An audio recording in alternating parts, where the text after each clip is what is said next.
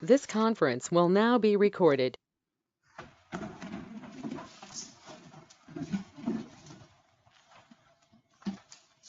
Good morning.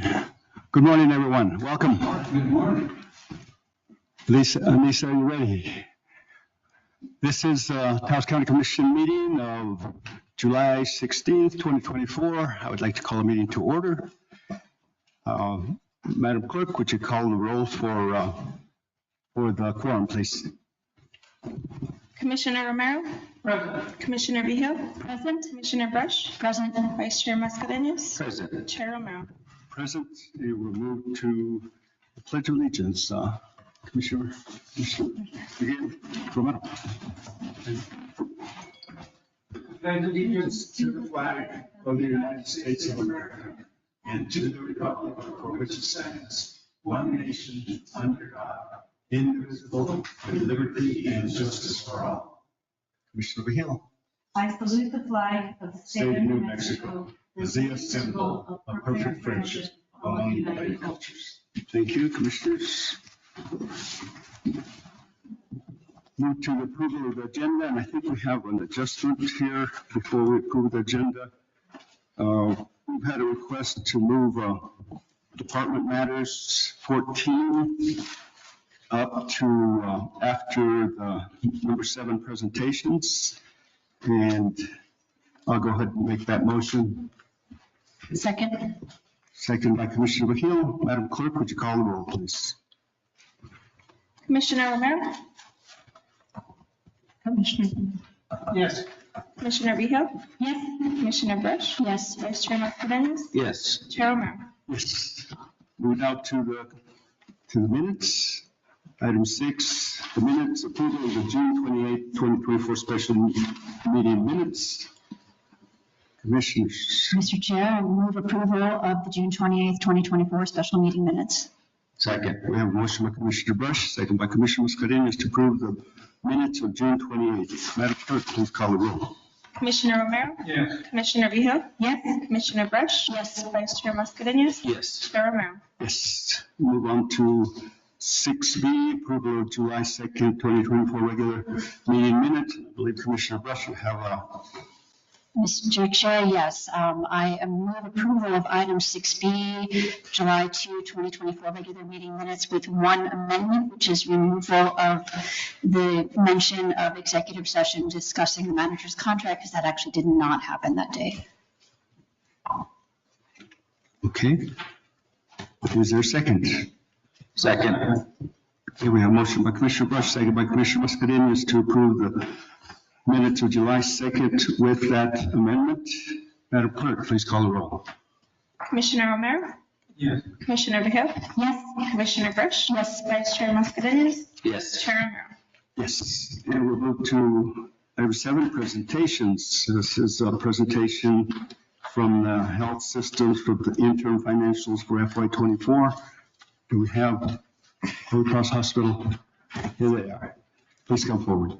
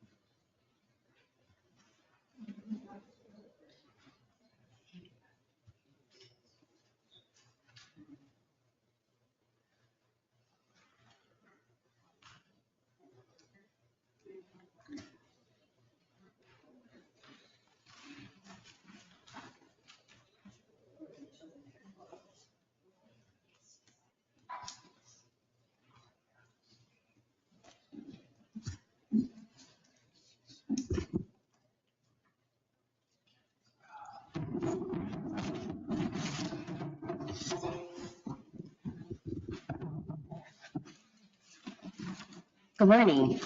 Good morning. So we're going to show you our financials for our May 31 year end. The only caveat that I would say is this is our interim financials because right now we're going through our audit process. So we're still doing a lot of our accruals. We're still getting in invoices for accounts payable. We're still posting revenue that related to 2024. So our audited financials that we always bring back, it will look different. For sure it will look different, but wanted to give you just a preliminary look at our financials.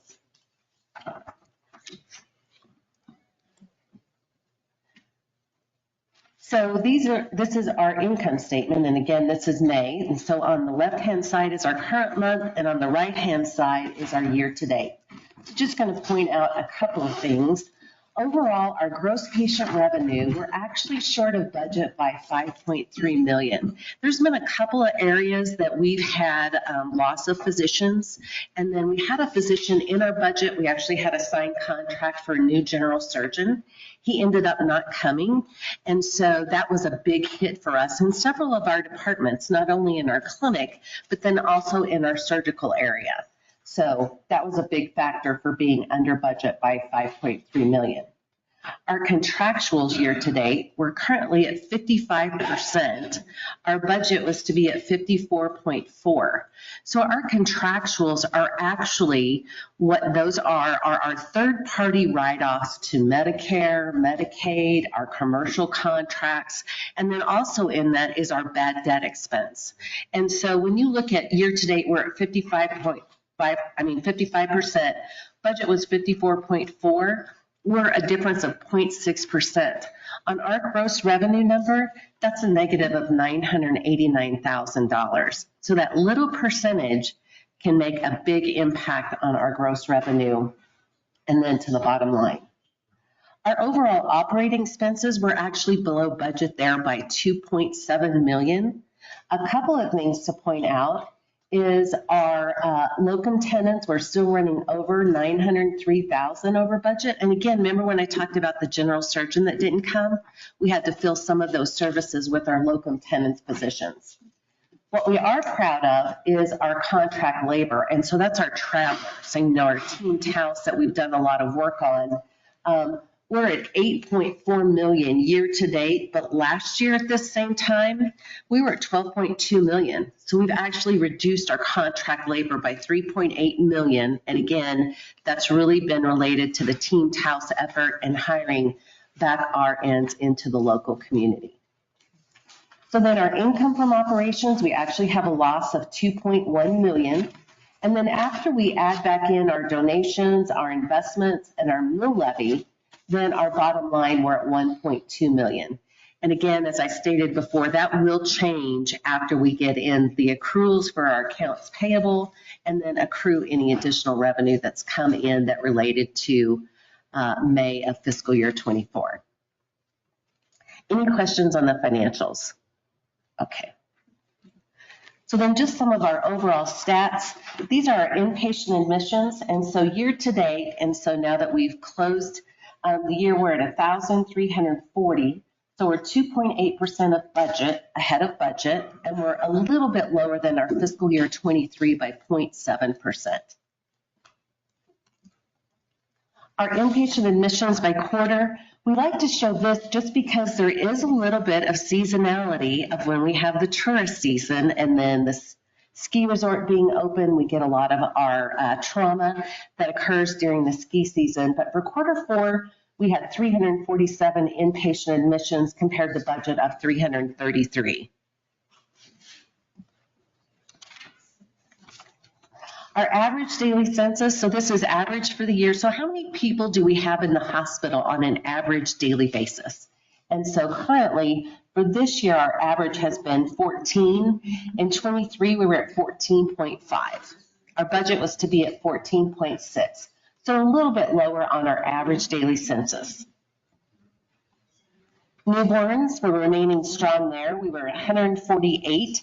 So we were 4 above our budget and we were 9 above our fiscal year 23. So doing well on the newborns. Our lab, we're actually, year to date, we're at 272,000 lab visits. We are slightly below our budget by $7,958. Some of that is due to the physicians that we didn't have that came or left, so that can impact our lab volume.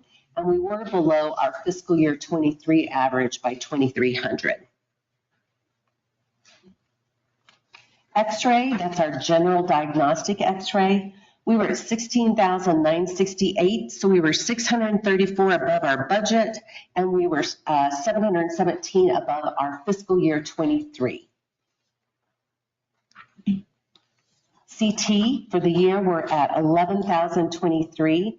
We were a little bit under our budget of 1,143, but we were ahead of our prior year by 476.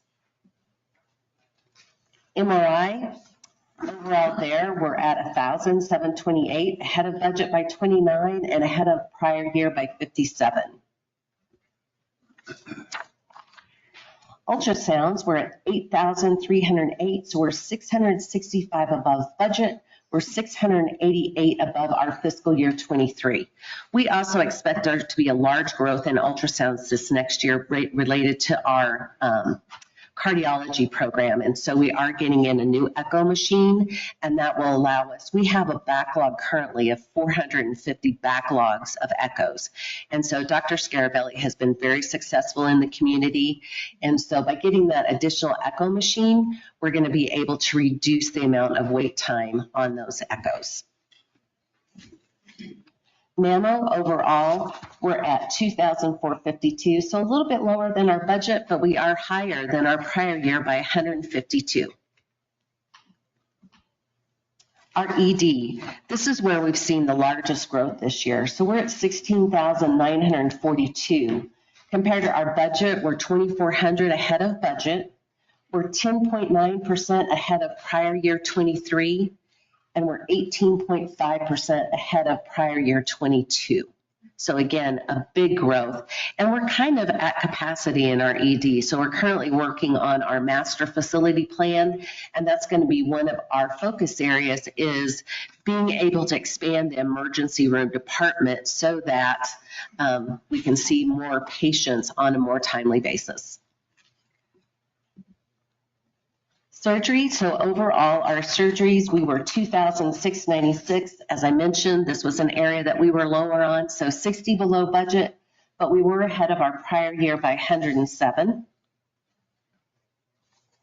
Days cash, we were at 58.2. So unrestricted days of cash, and it's not meant for anything. It's just our normal operating cash. We're at 40.1. Restricted, we're at 18.1.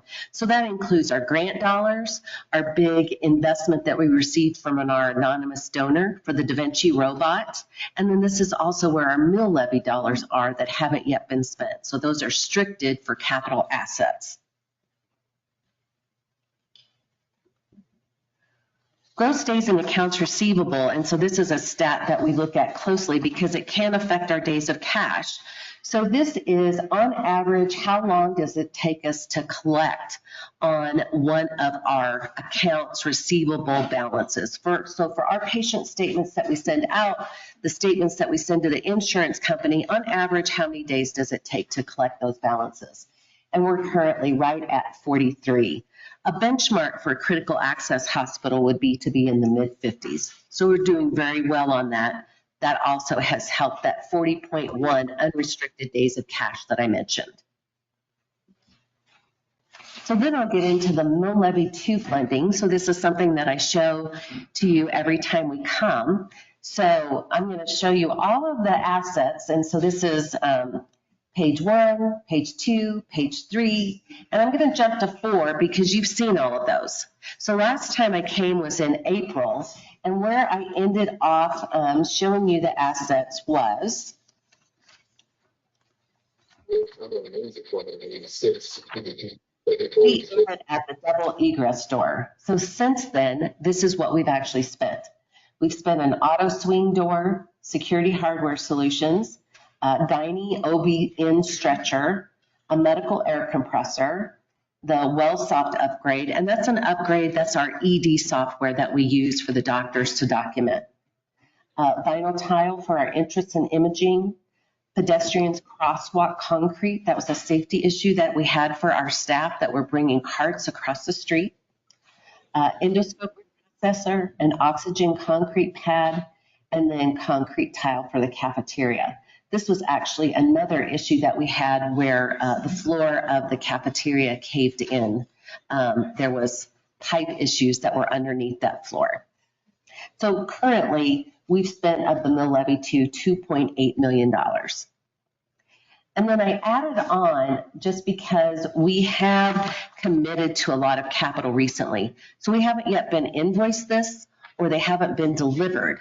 But I wanted to show you, we have about $1.4 million out there of capital that the board has committed to that we're anticipating to come. And then we'll be invoiced for that and it will be delivered. I'm going to point out some of the big ones. The IV prep room for the pharmacy, $312,000. That was a big safety concern for us. We didn't have the proper ventilation that was going out as we were preparing some of our chemotherapy drugs, our infusion drugs that we do. You need a very set ventilation system. And when we had DNV in, that's our credentialer, our regulator come in, this was an area that we needed to improve upon. So that was a big one. Humidifiers for the OR, $506,000. That was another area or safety concern for us. Our humidifiers in the OR have to be at a certain level, or we were at that time having to adjust things in order to get that humidifier. The reason it has to be at a certain humidity level in the OR is you don't want to start a fire in the OR. So this really was something that we had a Band-Aid approach on, trying to get the right levels in and said, we need to do this. It's a safety issue. As I mentioned, another large one is the Vivid E95 ultrasound. That's our new echo machine for Dr. Scarabelli. And so again, we have about 450 backlog of echoes that we're going to be able to get in as soon as we get our second machine. And then you'll also see on here, this isn't the Da Vinci robot, but it is in OR3. We need to do a little bit of electrical work, and that's $172,000. So we'll be doing that in anticipation of the robot that will be coming in September. And again, that was funded by a large donation that we received anonymously. So I just wanted to show that to you. So overall, total spent and then committed by the board is $4.2 million.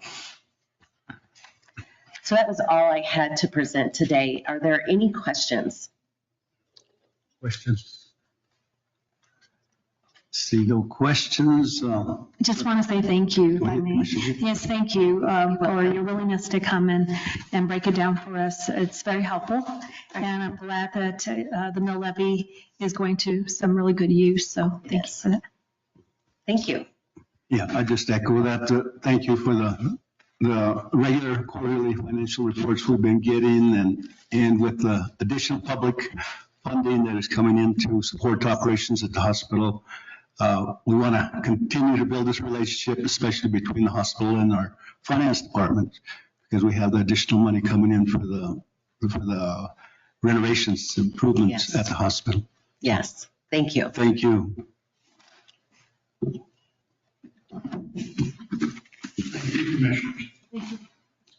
Thank you, Mr. Kaiser.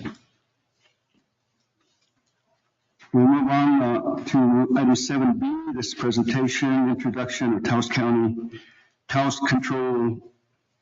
Central Dispatch Community Safety Initiative. Mr. Zaragoza. Yes, thank you, Chair Romero. Good morning, Chair, Commissioners. Roberto Zaragoza, E911 Director for Taos County, Taos Central Dispatch.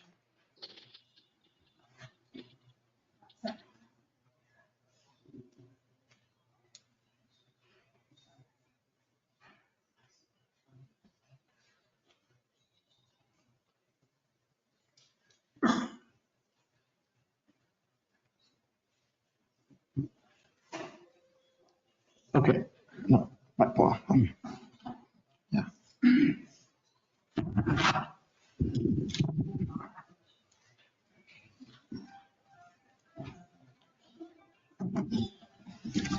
Okay, Really quickly, if you'll allow me, I just wanted to present, I haven't had the chance to officially do so, but our logo to the left there, Taos Central Dispatch, it's something that was a vision that we wanted to uniquely identify our department and something for, that I hope that our dispatchers could be proud of and wear proudly. So having said that, I want to give a quick thanks to Eliza Espinosa, our communications supervisor, kind of told her my vision just because I'm not artistic at all. And she located Reed Lockhart, who's also a Taos County employee, he works with EMS, and he donated his talents to work that up for us. I think it turned out great. It's something that they can, again, be proud of. And this was all a vision for the reclassification that I talk about, that I push, where I believe that they should be considered officially first responders. It's my belief that every first responder agency or system should have something that uniquely identifies them, such as a patch. So we're moving in that direction. I feel that we need to go through the process of showing that we are that kind of agency. So although it's not officially recognized at this point, you should know that you have some of the best dispatchers working up there. And when we call Taos Central Dispatch, you do have a first responder on the line. So thank you for that. The reason I'm here today is to introduce a community safety initiative by Taos County and Taos Central Dispatch. We partner with Frontline Public Safety Solutions, who provide services to us in other areas of our department. The famous civil rights activist Cesar Chavez once said, "You are never strong enough that you don't need help." This is us asking for help. The old saying, there's that old saying, help us, help me, help you. This is basically what that is. Help us, help you. This quote is also relevant because I think that through television shows and movies, there's a common misconception that we in public safety have the answer to everything at our fingertips. We just get on a computer and you can find out just about anything you want. And that's not necessarily true all the time. We don't have access to every single bit of information at all times. So that's a common misconception that's out there. The reality is we do have a healthy amount of information at our fingertips. We don't have it all, and we need your help to provide some of that. The foundation of what we do and what we are there for in dispatch is to be there for you and be the source of information that goes out to our public safety partners in some of the most critical of times. In some of those times, our public safety partners, law enforcement, EMS, fire, are requesting of dispatch, hey, do you know this? How do we get in touch with this? How do we get in touch with that? And that's when our dispatchers come into play and start trying to gather that information to make everything smoother. Again, I've talked about this partnership with dispatch and law enforcement, dispatch and fire, and dispatch and EMS. We have to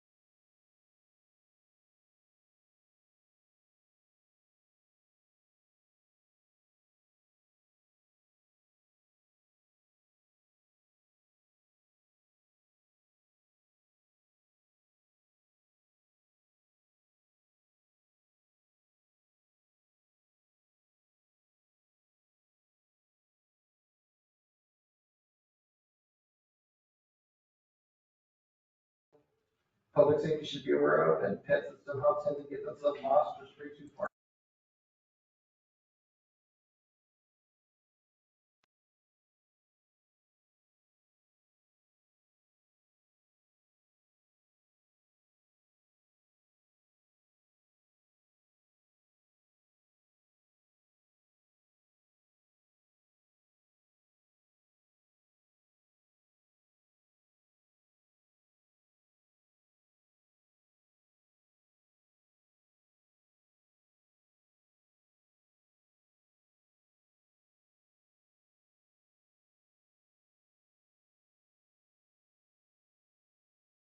Simple, they're broken up in three parts: pet management, key holders, and at-risk residents. Any Taos County resident that wishes to input their information so that Taos County Dispatch and the public safety partners of Taos Central Dispatch can have that information at moment's notice. They can feel free to sign up and put as much information as they want. I will say that all of these entries are not for public view, they're strictly for personnel for Taos County and Taos Central Dispatch in an official capacity when we're trying to connect those dots. Taos Central Dispatch personnel would fall under the same privacy policy and provisions with this as they would.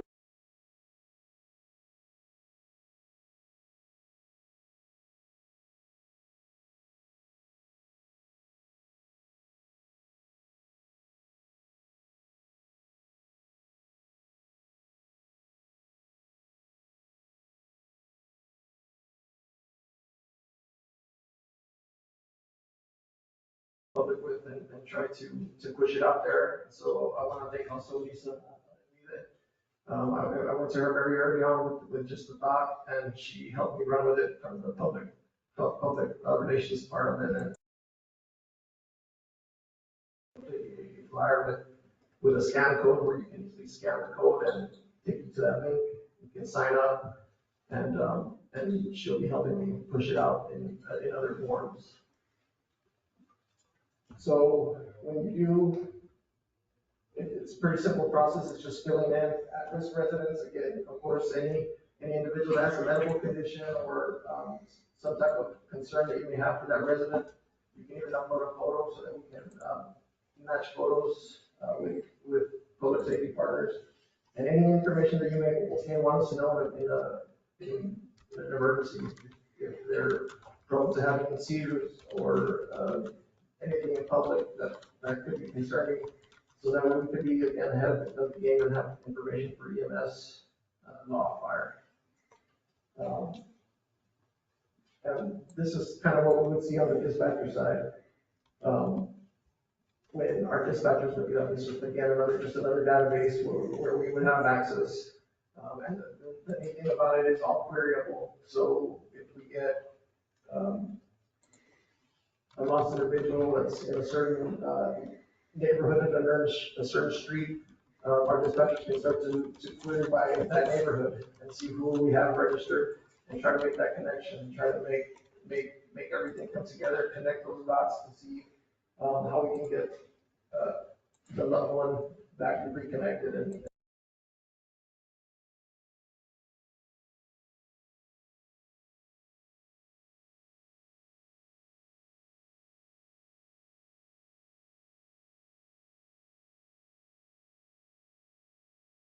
employees that no longer work there, where we get our deputies that are patrolling through our residents and want see something suspicious and they need to contact that owner that are out of town. We have no way of contacting them. So this is all helpful information just to be used, again, to be proactive. And this would be what we would see on our side, on the dispatch side. Again, everything's queryable, so we can find just about anything. The last one is pet management. And again, it's pretty simple. Entering all as much information as you would like and having that anything that you want us to have. I can tell you this is a daily occurrence. We get people calling in pets. I found an animal. I don't know who it belongs to, And it's kind of frustrating sometimes that simply there's nothing that we can do to reconnect. We don't have that capability to know who this animal may belong to, or, in this case, if we do get one of those calls, and we can start to search and say, hey, let's look in this neighborhood and see if anybody's registered. Okay, description matches, okay, is it this, is it that? We made a reconnection, and so, I think it's valuable even if we make one reconnection back, because again, loved ones, and you're talking about your loved ones and the property that you work so hard for and your pets. One connection is the world, right?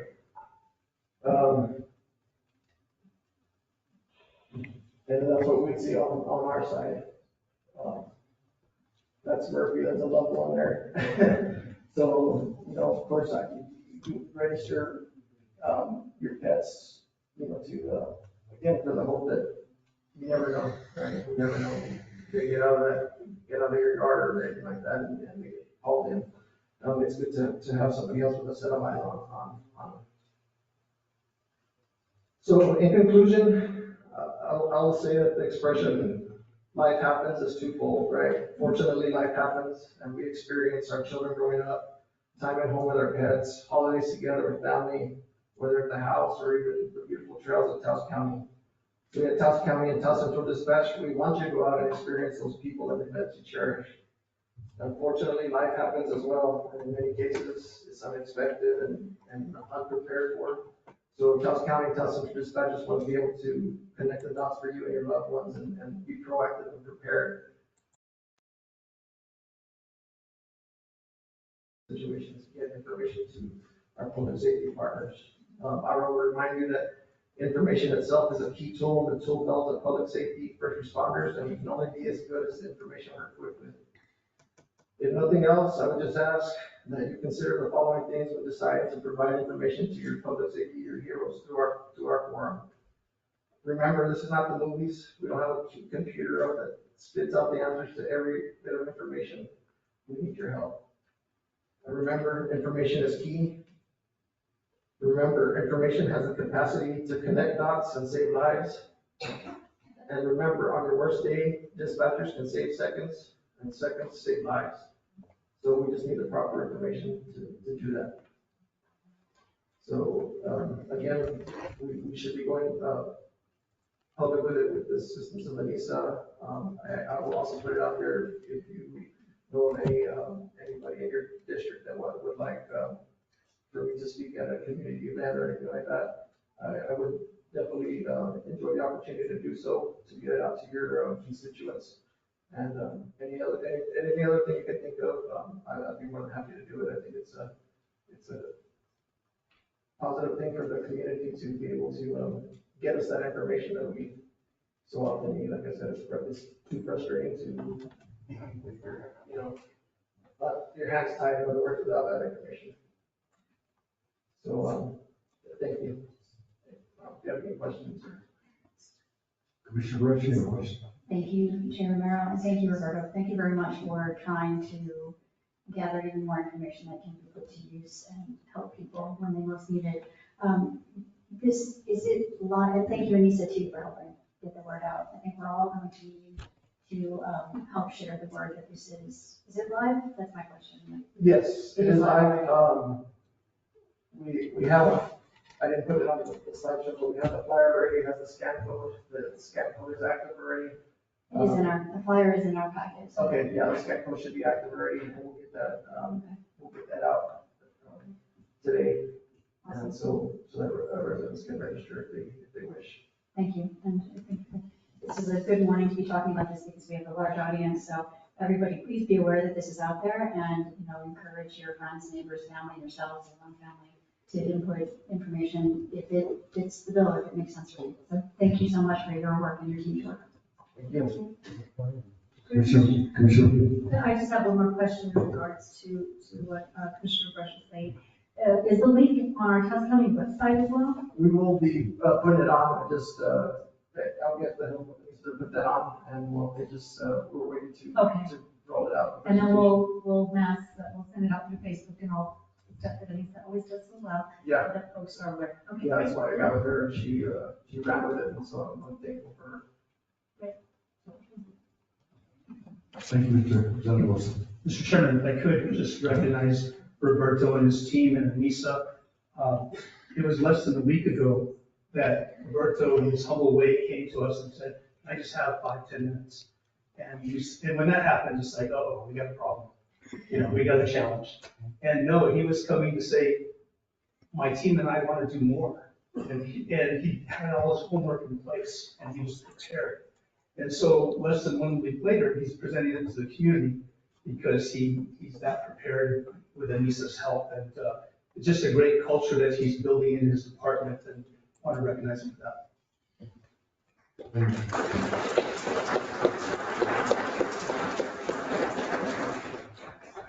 And we move to another presentation. I need to reboot the system. It might went off Oh, so for the we pause. recording. So we're gonna have to pause.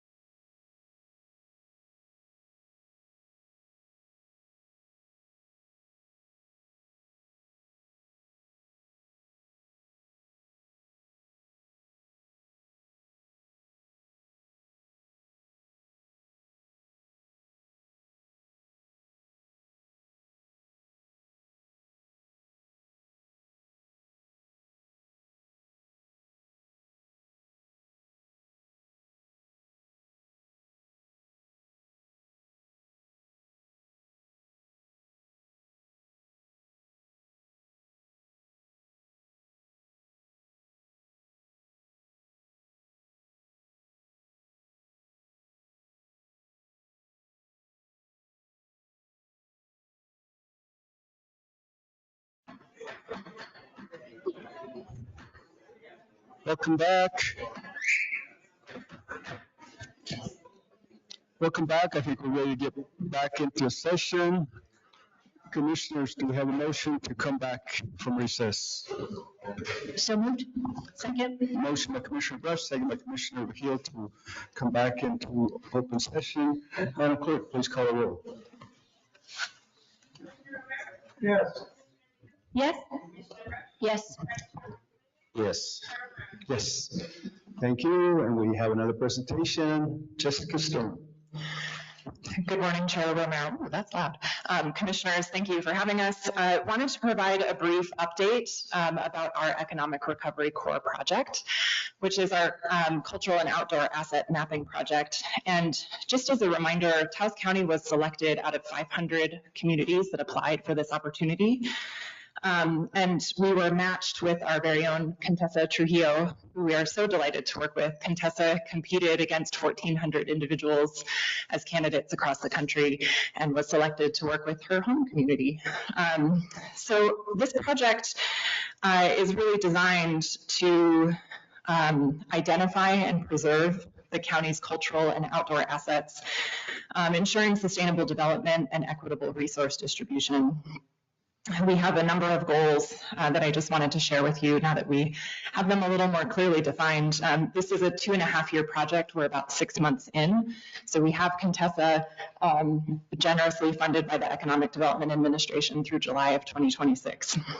And our primary objectives around this project are, again, asset identification. We're seeking to identify tangible cultural and outdoor assets, and that might include trails, parks, acequias, facilities, cultural venues, and our libraries, among many others. These are not an exclusive list.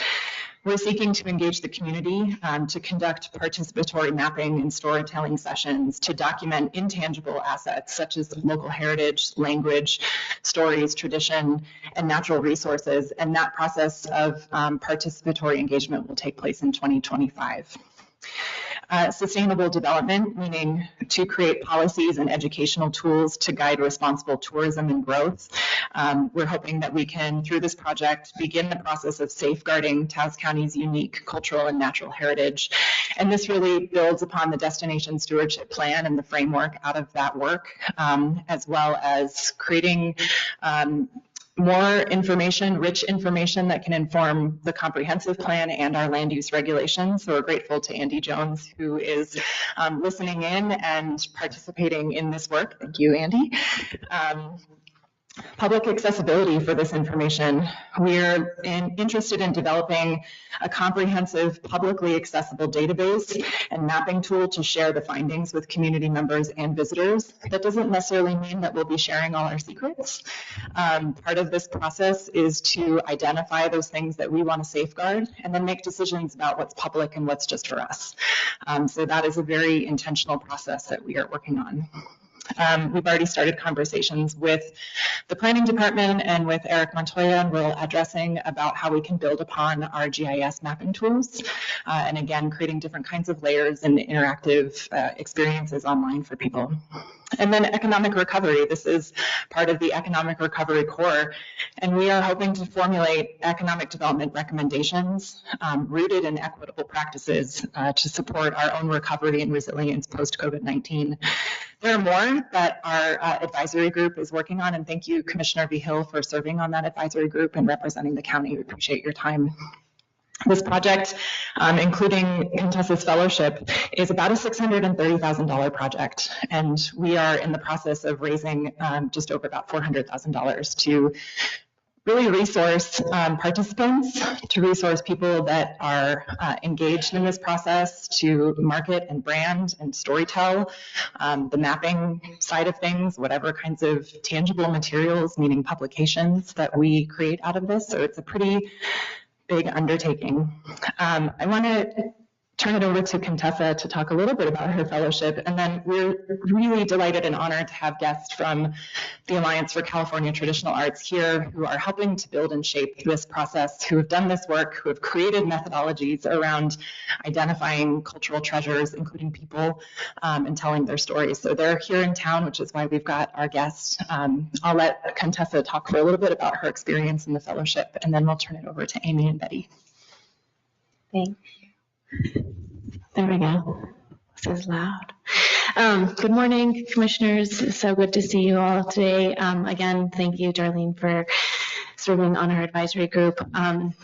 This fellowship opportunity has really just been such an incredible experience so far. I started in February, as many of you know, and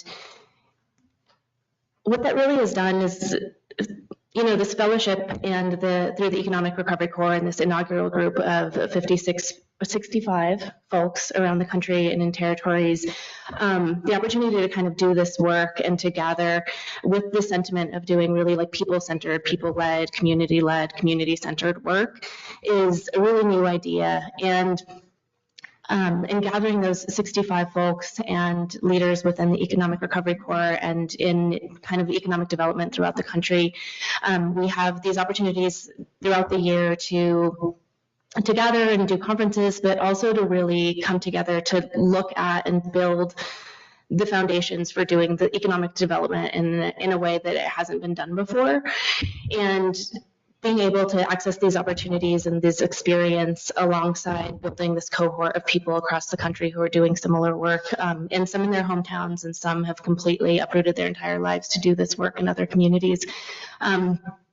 We really, I think it's a lot like our project with the cultural asset mapping, where there's so much potential and we don't quite know what exactly will come out of it, but there's just such a rich connection of people and ideas and energy around doing really important, valuable work and doing it in the right ways. And so specifically here, it's kind of funny to think about the way that the Economic Recovery Corps is doing that in a really macro level, and we're doing that in a kind of micro level here, and just the impact with that and with kind of developing our group and creating opportunities that really stem from a lot of community conversations that we are having with the Destination Stewardship Plan efforts and how we can dig deeper within our own community to kind of move forward with those efforts. So I don't know, I'm really excited, and I'm kind of overwhelmed and beside myself with the fact that we're actually doing this work and we're able to do it in the right way. So yeah, thank you all for your support, and you'll talk a bit more. Thank you. Good morning. It's good to be here. My name is Amy Kitchener, and I'm the Executive Director and co-founder of the Alliance for California Traditional Arts. And we work across the state of California and beyond, but our work is focused on preserving the living cultural heritage. And so all those different kinds of forms and expressions of all the communities, it could range across music or dance or storytelling or different craft traditions. And what a special honor it is to be here in New Mexico. I feel like everywhere we look, there are the longevity of traditions and communities who have been here for a long, long time. We're in such a, UNESCO World Heritage Site, right? So it's really very special to be working here with the team. And I wanted to just tell you a little bit about our experience doing this kind of work in California.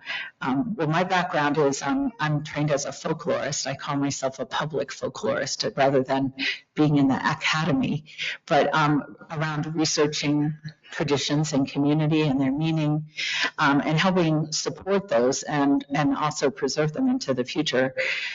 Some of our work in California, we've worked in lots of different kinds of settings doing cultural asset mapping over the last 15 years.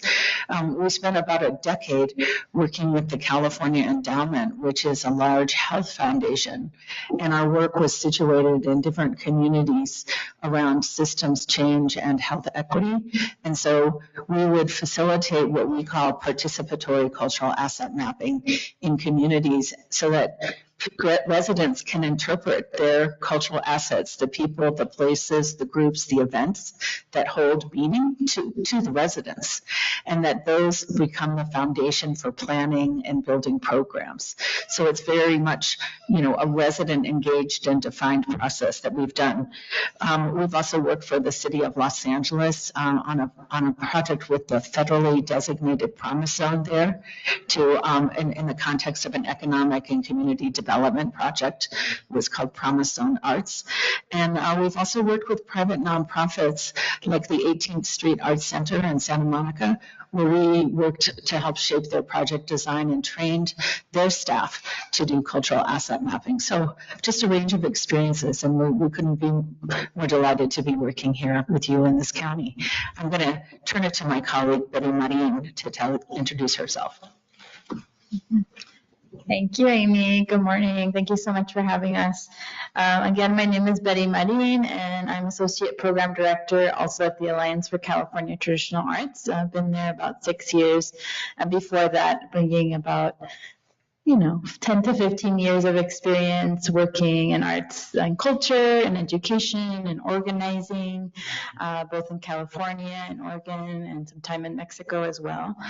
And so really excited to be doing this work. My first time here in New Mexico, really thrilled to be learning about the cultural heritage of this place. So we had the privilege of actually working yesterday, Monday, with the advisory committee, again, including Commissioner Vigil, and meeting this incredible group of leaders in the county, spanning a spectrum in terms of communities and sectors, and just thrilled to be partnering with the incredible leadership of Jessica and Contessa. So what we really see our role is helping build a foundation for this project, supporting the group and establishing their values, their decision-making process, also being able to provide models for the work so that it's really including deep community engagement in the process, and creating a foundation and structure for the project to ensure that it's implemented in a way that is including, again, stakeholders from across many different communities, across policy and community development and tourism and other resources. And I will pass it back to Amy just for some final comments. Thank you. Thank you. We were so excited about the committee yesterday, and you put together an amazing group of people, like a cross-section, people, public officials, also people who have really deep lived experience and have been residents for a long time, as well as different institutional and governmental affinities. But our final thing we did yesterday was it really visioned with the group about what kind of impacts they could see coming from a cultural asset map. And I just want to share a few of those with you. One was really about the potential for this project as an educational tool about cultural assets and how it can inform, make visible, and can also protect culturally, historically, and environmentally significant assets, and potentially those that are at risk. Also, another theme was about informing land use regulations and management policies by government, and providing a basis for town and county policy and planning leaders to work together. And then also we really heard about lifting up the possibility of how it can honor people and places, and to demonstrate to multiple generations, especially the youth, the immense cultural wealth of the region. And also you have to know your assets in order to care for them. And then finally is the opportunity to leverage cultural assets for economic growth and community development, prioritizing local benefit and impact. So thank you. We look forward to working with you. Thank you for your presentation. Jessica, go ahead. No, thank you so much for the Commission's support of this work. And again, Commissioner Vigil for participating. I'm happy to stand for questions. Any questions? I guess not, but it's very important, very interesting. How long do you anticipate this process will continue? So the fellowship is a 2.5-year engagement, and the official project will last through July of 2026. And we anticipate that in the first 6 months of 26, we'll be sharing our findings and celebrating and communicating and holding sessions to share what we've learned and publishing the map and different kinds of information and those policy recommendations as well. Mr. Chair. Commissioner Bush. Thank you, Mr. Chair, and thank you, Jessica, Contessa, Amy, and Betty for being here. I can't think you kind of just answered what I was going to ask, but I was going to ask about next steps and how we can expect regular updates, because it's super exciting work, and I'm glad it's happening in our community. Yeah, Chair Romero, Commissioner Brush, thank you for the question. As we launch this advisory group, Amy and Betty are here doing 2 different workshops with that advisory group, and as mentioned, that's really laying the foundation. Yesterday, we spent 2 hours talking about how that group wants to work together, and Wednesday, we'll be starting to define our scope of what we think the kinds of assets we want to identify will be. Also, figuring out, Taos County is large, how we're going to approach the geography and making sure that we engage all the different communities that we can. So we're really building the foundation right now. I think later in the summer, we could come back with an update about what that looks like. And then as we continue also to raise the necessary funds, which we've put in for a National Endowment for the Humanities, Cultural and Community Resiliency Grant. We're applying for a National Endowment for the Arts Our Town grant. The Lohr Foundation has generously funded part of the startup of this project, which is in our grant approvals next section. But yes, as we continue to solidify those funding needs, then we can kind of continue working on different segments of the project. But really 2025 is designed to be the community engagement year all across Taos County. Great, thank you. Yeah, thank you. Okay, thank you. Thank you all for being here. And Jessica, I guess you can stay where you are. We had a change in the agenda. We moved item 14, Department Matters, up to on the agenda, and we are on A, discussion, consideration, decision regarding the acceptance of a grant from NMEDD LEADS program and support building a business retention and expansion program at Taos County. Go ahead. Chair Romero, thank you, and commissioners, thank you for moving this agenda item around. I really appreciate it. We are going to be continuing our tour of Taos County with Amy and Betty, so wanted to be able to get on the road. New Mexico Economic Development Department has awarded Taos County $21,800 in funding from their LEADS program this is a continuation of an initial grant from the Lohr Foundation, which is item C, to continue to build a business retention and expansion program here. I am interested in making sure that this economic development department has a systematic way of talking to our businesses throughout the county and identifying strengths and challenges and those businesses that might be at risk and why. And this program as a holistic program is going to be designed to do that. This grant in particular would also tie in the work of the Creative Industries grant that we received from New Mexico Economic Development and kind of use the creative industries as a first industry with which we would do those business visitations. And then also engage the folks who participated in our creative entrepreneurship workshops, provide them some deeper business development skills. So we're really trying to look at kind of a 2-for-1 of strengthening our creative community and our creative businesses while building a broader strategy for business retention and expansion. And that's what this grant will do. Questions? I have no questions. I'd like to move that we approve and accept the grant from the NMEDD LEADS program to support building a business retention expansion program at Taos County. We have a motion by Commissioner Hill. Is there a second? Second. Second by Commissioner Miguel Romero. Madam Clerk, please call the roll. Yes. Yes? Yes. Yes. Yes. And we'll move on to B, discussion, consideration, decision regarding the acceptance of a grant from the Lohr Foundation to support Taos County Economic Recovery Corps project. Go ahead. Chair Merrill, thank you. This grant is that initial funding provided by the Lohr Foundation to support the project that you just heard about, and specifically that advisory group, we are providing resources to them to participate.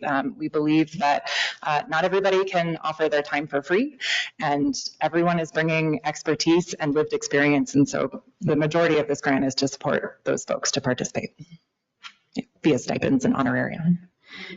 Mr. Chair, I move acceptance of the grant from the Lohr Foundation to support Taos County's Economic Recovery Corps project. We have a motion by Commissioner Brush. Is there a second? Second. Second by Commissioner Cadenas. Madam Clerk, please call the roll. Yes. Yes. Yes. Yes. Yes. And we move on to C, which is discussion, consideration, decision regarding the acceptance of a grant from the Lohr Foundation to support building a business retention and expansion program of Taos County to support Economic Recovery Corps project. Seems similar. Similar, yes, Chair Romero, Commissioners, thank you. This is actually the first piece of funding from the Lohr Foundation for that business retention and expansion program. And this piece of funding would create those initial interview protocols or business visitation tools. No questions? Do we have a motion? Motion to accept the grant from the Lohr Foundation to support building a business retention and expansion program in Taos County. We have a motion by Commissioner Mascarenhas to approve. Is there a second? Second. Second by Commissioner Hill. Madam Clerk, please call the roll. Yes. Yes. Yes. Yes. Yes. Okay. Commissioners, thank you. Thank you. Thank you for the agenda switch as well. Appreciate it. Thank you. And we move to D, Mr. Madrid. Chairman Romero, members of the commission, just a quick observation before this item. The Lohr Foundation is turning into a strategic partner. It seems like there's a lot of things that we cannot fund as government. Yes. And they step up in a timely manner and get us to the finish line. I can think of several other projects. So it's great to have partners like the Lohr Foundation. Absolutely. Great. We did receive a $15 million grant. We advocated for it along with the hospital. We received a $15 million grant to build a primary care facility on the campus. Right now, a lot of our physicians are scattered in various offices that were built for physicians. This would be a building that's built and designed so that we can give better care at one location. It'll help with recruiting physicians to our community. On an economic development standpoint, if we have more physicians here, our citizens don't have to travel to Santa Fe for services. Those dollars stay in our community, and the care is better. This is asking for approval to receive that grant. Do you know we started meeting with the hospital during the springtime, how we front load this process? I talked to Mr. Kaiser just earlier this morning about meeting. He says, is this week too early? And so this grant is reverts in 2 years, so we need to get started on it. Okay. Yeah, this is a big deal. We don't see a $15 million grant very often in this case, or the renovations at the hospital. And of course, the county is a fiscal agent, so it is going to require a real close working relationship with the hospital on that and getting this to happen because it is a massive Herculean effort to get it done. Mm-hmm. Any other questions, comments, Commissioner Bush? Thank you, Commissioner Romero. I just also wanted to acknowledge Senator Roberto Bobby Gonzalez for taking the lead on getting this money from the state. I have a quick question. Commissioner Hill. If I may. Chris, this is a 2-year, we need to spend it within 2 years, or how does this grant work? I'm kind of trying to figure out the timeline when we're going to see actual. It has a revision date of 2027, I believe. 2027? Okay. Well, I think it's really exciting, and I know a lot of folks travel out of town. Hopefully some services will keep some of those folks in town. I know for one, I've traveled with my husband twice a week to a heart facility up in Santa Fe, and it's a lot on a person. So this is great to hear. And I'd like to take this opportunity to thank our legislators who got this appropriation through the last legislative session, Senator Bobby Gonzalez and Representative Christina Ortiz. So with that, Is there a motion to approve this grant that has been? I move that we approve this grant. Motion by Commissioner Hill.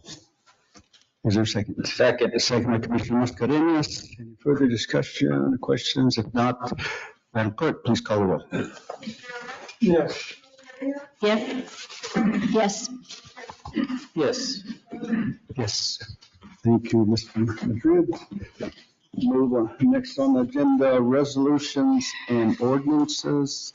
A is discussion, consideration, decision regarding the approval of resolution number 2024-27, a resolution authorizing and directing the publication of the title, general summary, and time, date, and meeting place for discussion, consideration, and action upon proposed ordinance 2024-4, and ordinance amending ordinance number 2018-2, Taos County Land Use Regulations for the purpose of regulating short-term rental of dwelling units located within the county of Taos, providing for an annual short-term rental permit, prescribing the number of permits available, providing operating rules for short-term rental units, providing penalties for violation and enforcement, and requesting zoning clearances and registration of short-term rental units.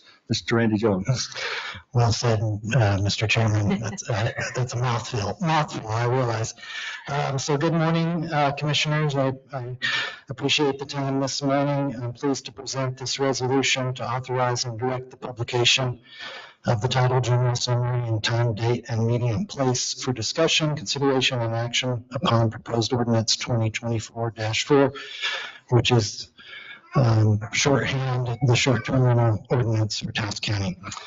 So to meet the notification requirements as set by statute 32114, which is the adoption of county ordinances, I'm recommending that we place the public hearing for 2024-4 on the agenda for the August 20th, 2024 meeting of the Taos County Board of Commissioners. And I stand for questions. Questions? So basically, this is just to publish it in the Taos News. Correct. And then to have a public hearing at the August 20th meeting. Correct. Okay. Yes. And the legal ad in the Taos News will run for 2 weeks, beginning August 1st. So August 1st and August 8th, leading up to the hearing. And then there's some posting requirements that we'll have to satisfy around the building and in different locations. And we'll make that also the full text of the ordinance available on our county website. Okay. So we're getting closer on policy and short-term. Yes, sir. Is there a motion to approve? So moved. I'm going to repeat the whole. And I'll second it. We have a motion by Commissioner Mascarenhas, a second by Commissioner Vehil to approve the motion, the issue happening in front of us. Madam Clerk, would you call the roll, please? Yes. Yes. Yes. Yes. Yes. Thank you, Mr. Jones. And we do move now to item B. Discussion, consideration, decision regarding the approval of resolution number 2024-32, a resolution amending resolution number 2024-32, include the corrected language from para regarding the corrected percentages and dates of the vote of the members. Mr. Cordova. Good morning, Chair and Commissioners. I'm sorry. You have Cordova on the agenda, but you're here. Chief Cordova wasn't able to be here this morning, and so he sent me in his stead. Just a very short recap. We actually had already approved this resolution. It was sent to para, and because of some administrative issues that arose, we needed to come before you again to correct some of the percentages. But this resolution will allow us to basically go to para and ask that we move our department to a fire plan.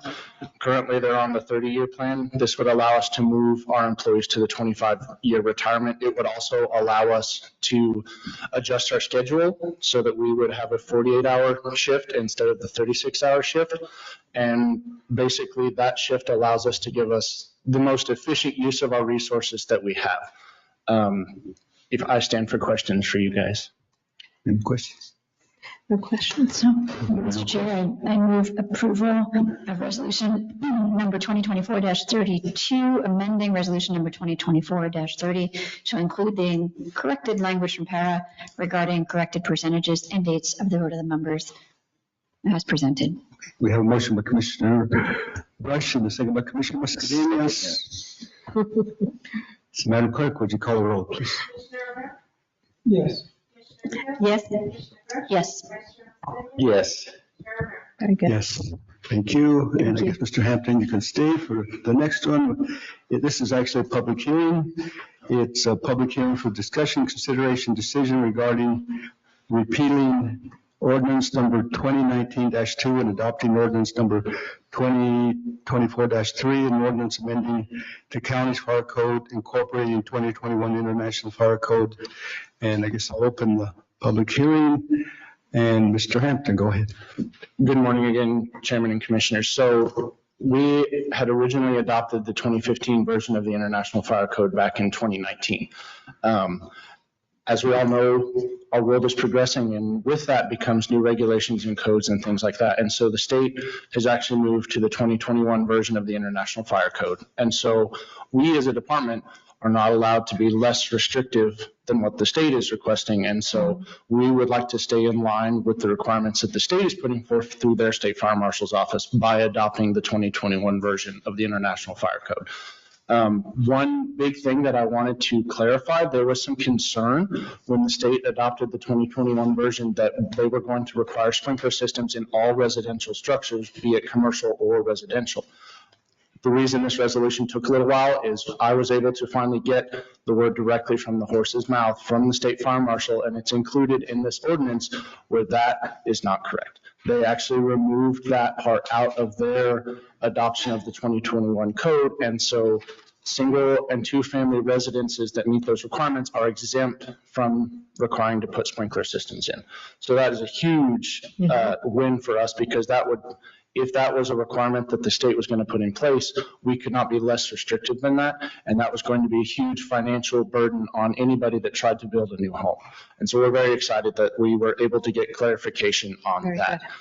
With that, I stand for any questions you guys may have. Questions?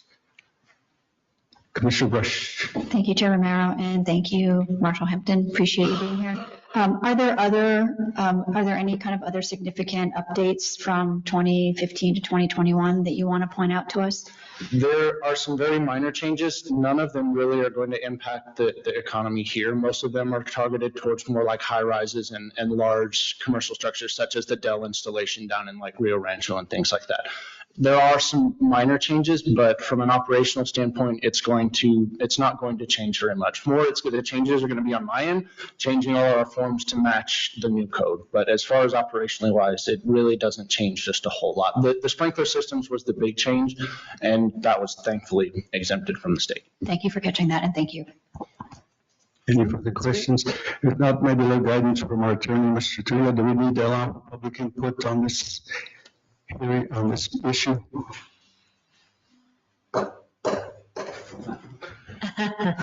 Apparently my microphone doesn't work. I think he's probably did that on purpose. This is an ordinance. Basically, it's not a quasi-judicial setting where you have to include. What you have to do is allow people the opportunity to listen to your discussions. It would not be inappropriate if you wanted to allow for any public comment with regard to it, but it's not required. Okay. Is there anyone in the room that would like to speak on this issue? Only this issue? If not, then I guess we can close the hearing and is there a motion? Yes, I move that we approve ordinance number 2019-2. Am I in the wrong one? Oh, I'm sorry, I am. Sorry. Okay, I'm sorry. I approve repealing the prior ordinance and approving the one that's before us. Is that correct? Thank you. We have a motion by Commissioner Hill. Thank you. Second by Commissioner Miguel Romero. Madam Clerk, would you call the roll, please? Yes. Yes. Yes. Yes. Thank you, Chair and Commissioners, for your time. Thank you, Mr. Head. We'll move now to B, and this is another long one. A continuation of a public hearing from the June 11th, 2024 regular commission meeting to review and make decisions on a planned unit development overlay zone application and the type 2 preliminary plat subdivision application for the proposed Tarleton Ranch Eco Village Development Project. Per section 5.3.2, review and approve procedures for rezoning, subsection G of Taos County's land use regulations. The commission must approve the proposed planned unit development overlay zone ordinance 2024-2 per section of 4.8.8, hearing before the Board of County Commissioners of Taos County's subdivision regulations. The commission must also approve the proposed type 2 preliminary plat subdivision application. Mr. Trujillo. Good morning, if I hadn't said that yet, Mr. Chairman, Commissioners. We have if you recall, this matter has had an enormous amount of public input. 3 meetings before the Planning Commission, and then you had a meeting at your last month regarding this issue. What you did is you closed this matter from the floor at the last hearing, and you said you rescheduled this. You continued the matter to allow you all to deliberate with regard to what to do substantively regarding these 2 requests. Before you do that, though, I've got 2 preliminary matters I wanted to bring to the board's attention. One is that the planner, Rudy Perea, has amended his staff report to include 2 conditions of approval. Nothing else has changed with regard to the report. But those 2 conditions, if with your indulgence, I'll read them. They're pretty short. The first one is, before a building permit is issued, any proposed use is depicted and described in the approved planned unit development overlay zone must be reviewed and approved by the proper approval authority as required by section 5.1.8C, which is entitled Permitted Special Uses and Non-Permitted Special Uses of the Taos County Land Use Regulations. Rudy included this finding because it's already required, but he wanted to make sure that it was absolutely clear that it was required. And for that reason, he's proposing to amend the conditions to include that one. The second one is actually a narrowing of the condition that was presented to you originally. That one says any conditions to the applicant's proposed performance standards or uses after the planned unit development overlay zone is approved will need to be reviewed and approved by the Taos County Planning Department. So that's another issue. So if what they plan on doing, what they've depicted, if they want to change that, then that has to go through another independent review process. So that was just a matter really of clarification rather than a change. That's one preliminary matter I wanted to bring to you. And again, this isn't testimony. This is the report of the planner. Second thing is that we continued this matter. I think it was Commissioner Romero that made the motion to continue the matter. One of the things he had mentioned was that he hadn't heard from Taos Pueblo. So with regard to that, several things. Despite having 3 meetings before the Planning Commission, despite having this matter in the paper several times, we did not hear from, and despite an official communication that was sent to them as required by the zoning ordinance that the applicant sent those notices out and confirmation that they were sent out, we've never heard anything from the Pueblo until yesterday. Yesterday, a representative of the Pueblo came in and talked to Mr. Perea, at which time Mr. Perea produced a thumb drive of the entire packet that you all have, including his report. And then I'm going to reach, I think it was 4:45 approximately yesterday, a letter was received from Taos Pueblo. I'm assuming you all have this because it was directed. Yeah, and we've given a copy to the representatives of the Tarleton Ranch, but I'd like to read the letter so that everyone knows what If you'll allow me, Mr. Chairman? Sure, go ahead. Okay.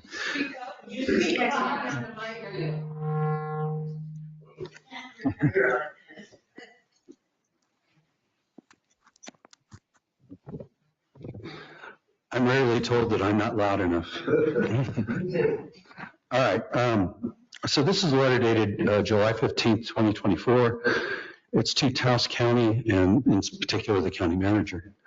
The subject of the letter is postponement request on county decision proposed Tarleton Ranch Eco Village. Dear Mr. Jaramillo, Taos Pueblo is requesting an extension of the county's decision on the proposed Tarleton Ranch Eco Village project. A letter dated May 22nd, 2024 was sent to Mr. Rudy Perea, Chief Planner of Taos Pueblo, which I guess is incorrect, unless you're also the Chief Planner for Taos Pueblo. Okay, no. Informing the Taos County Planning Department that the government-to-government consultation process used by Taos Pueblo, see letter attached. Well, did I misread that? Should I try that again? Or is that just, let me try that again. A letter dated May 22nd, 2024 was sent to Mr. Rudy Perea, Chief Planner of Taos Pueblo, informing the Taos County Planning Department of the government-to-government consultation process used by Taos Pueblo. Okay.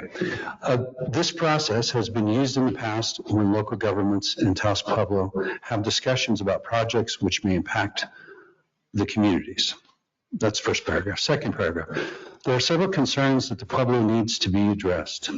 As stated in the letter attached, we had requested a meeting regarding this development, and that did not occur. We also have concerns regarding our cultural viewshed vector, as is designated to the west, which the development is located. The Pueblo has designated property adjacent that is used for cultural activity during our traditional rabbit hunts during the months of June and July. The Tarleton property has also been aboriginally used for the rabbit hunt. We also have other environmental and biological concerns that need to be addressed. Next paragraph. Taos Pueblo has not given any official comment or statements regarding this development because we have not had the opportunity to have any discussion or dialogue. We request a postponement regarding any discussion from the county until we have a government-to-government consultation. Should there be any questions, please contact Dwayne Left Hand, Senior Tribal Secretary. And then there's a number and an email address. This is the letter that the staff and the county and you all received last evening. If I may make a couple comments with regard to the letter. First of all, I think it's important to note that Taos Pueblo sits in has the standing of any other neighbor within so many feet of this project. They don't have special status, just like we don't give special status to the town with regard to our zoning decisions. They don't have any special say, but they are certainly an affected member of the community that should be given an opportunity to voice their concerns with regard to any request. With that in mind, I think you could continue this matter and allow them to make some comments, I think, in writing. But given that this matter's been closed from before, I don't think it's appropriate to open it up again to more discussion. They could have an opportunity to make those comments, but I am confident that with regard to the notice that was given and our own research on any letter that was ever received, that research divulging that no letter was ever received the May letter that was purportedly sent to the county. You don't have to do that. You could decide this matter on its merits today should you choose to do that. I'll stand for any questions with regard to who is this, who signed this letter? Mr. Chairman, the letter I just read was signed by the governor, Fred Romero, and by the war chief, Carpio T. Bernal. So it is official correspondence from the. And it is on Taos Pueblo letterhead. And just so you know, there is a copy of a May 22nd letter that was also sent requesting a meeting. I've dealt with staff. We've gone through our records. We have not been able to find any record of this anywhere. And that's not to say it didn't happen. I mean, things happen all the time, but we didn't receive it. I would wonder, is there anybody officially from the Pueblo here today? I am here. Officially from the Pueblo? Do I talk? Who represents? Pardon? Do I talk? What? Yeah, see, What? we're not culturally informed of how our language is and how we call our place. Right, so apparently there's nobody here officially from the tribal government who signed this letter. With regard to the letter and its contents, I think it's appropriate, if you choose to, Mr. Chairman, to allow somebody from Tarleton to speak who just saw this letter this morning with regard to any proposed continuance, if you so choose. Okay. Would anyone from Tarleton like to speak to this? And this is only with regard to a requested continuance. It's not about any substance. You can't get strictly to any of the merits. Strictly addressing this particular issue. Good morning. My name is Carl Summer, as you all know, and good morning to all of you. Thank you for the opportunity. I'll be very brief. We received this morning, just as Mr. Trujillo has indicated.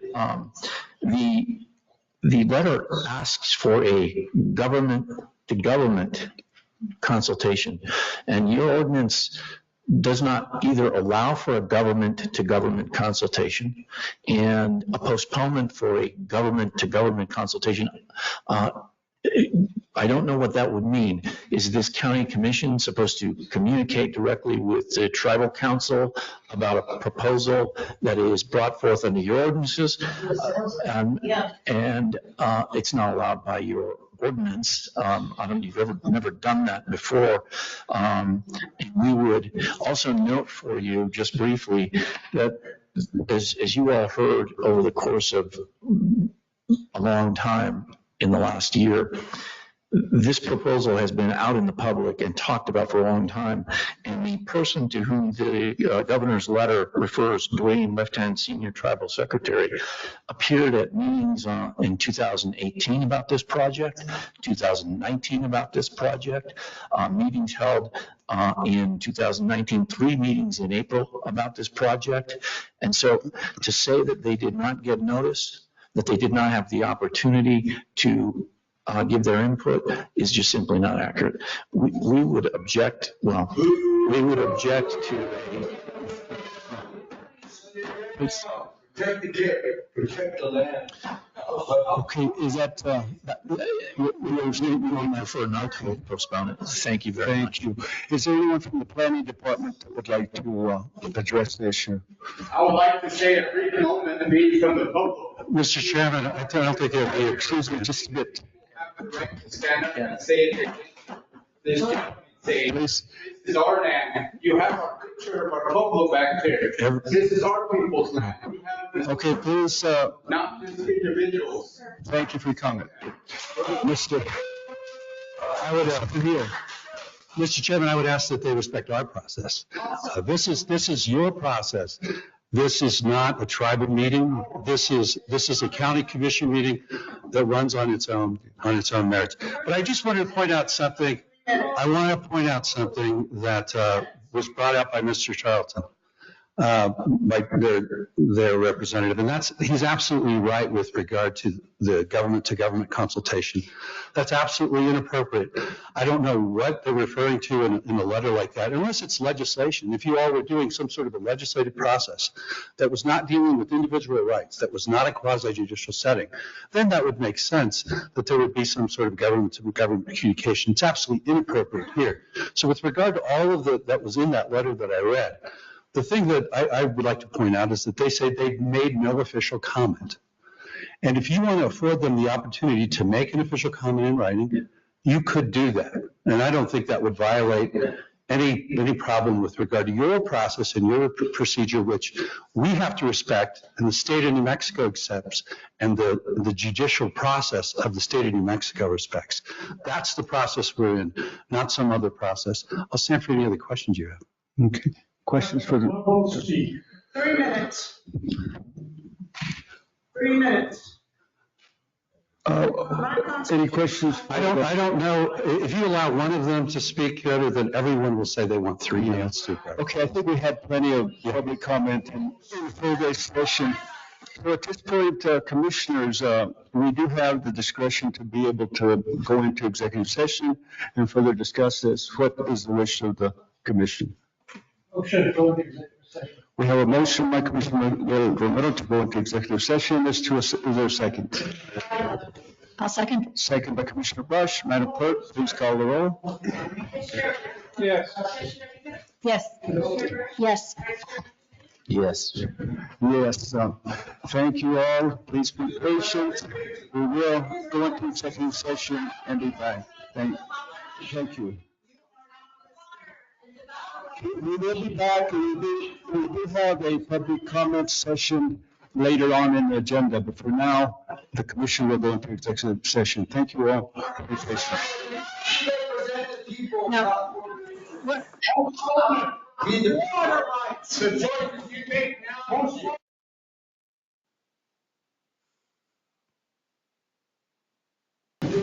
Welcome back, everyone. We're back. I need a motion to come back into open session. Motion to come back from executive. Motion by Commissioner Hill. Second. Second by Commissioner Mascarenhas. Madam Clerk, please call a roll. Where's Madam Clerk? Clerk, we will have Madam.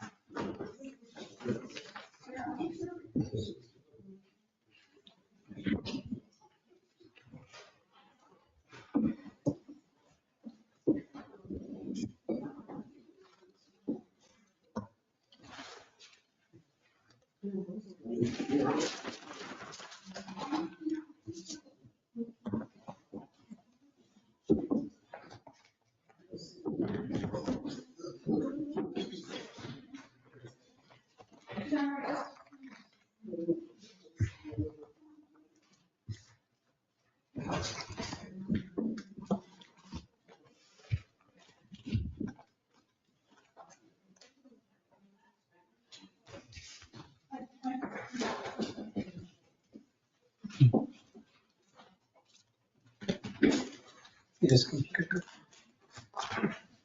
Come on. Okay, we have our clerk back. We have a motion on the floor. Commissioner Hill, second by Commissioner Mascarenhas to come back into open session. Madam Clerk, would you call the roll, please? Yes. Yes.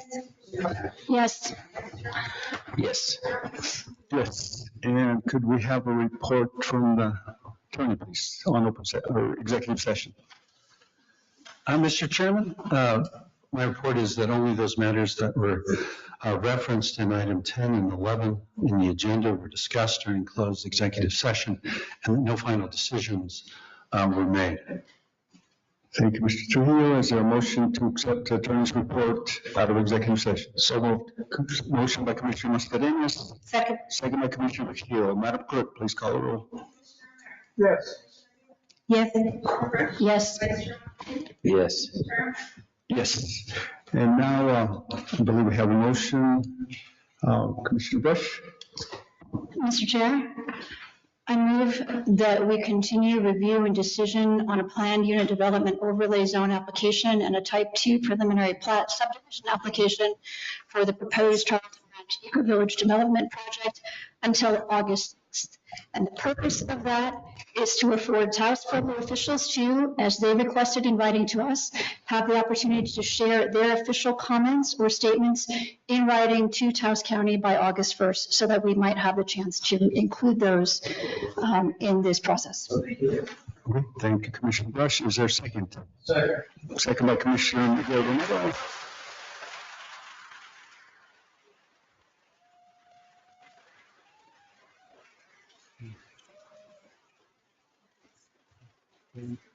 If there's no further discussion or questions, Madam Clerk, would you call the roll? Yes.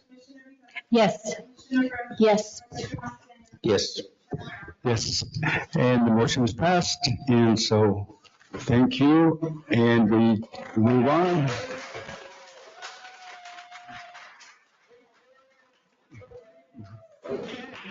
Next item on the agenda is public comment. Here.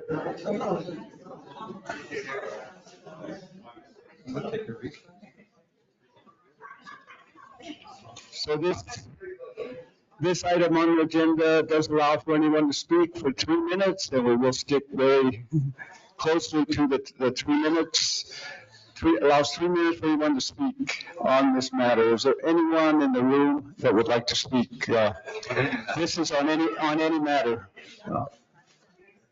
Please come forward.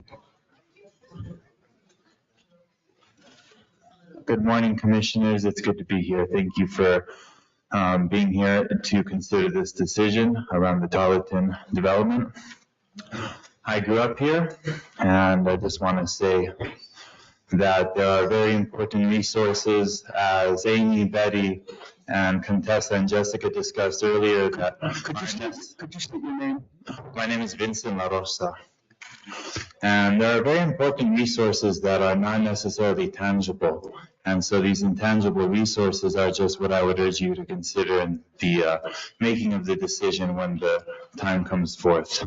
And those have to do with culture and stories and people and their way of being and their way of life. And we all have a right to our way of life here in Taos. We all have a say in this discussion.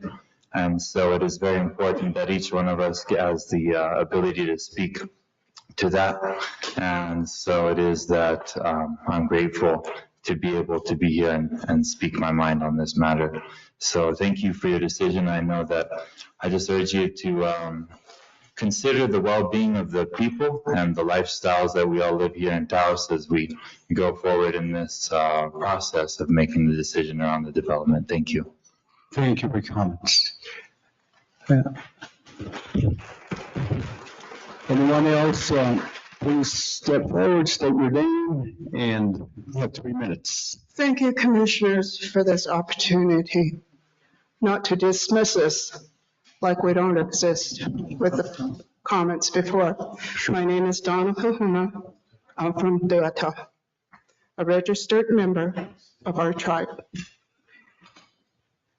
It's disheartening and enlightening at the same time, and ironic, of the grants that are being asked from an out-of-state entity, the Culture Studies, $1 million.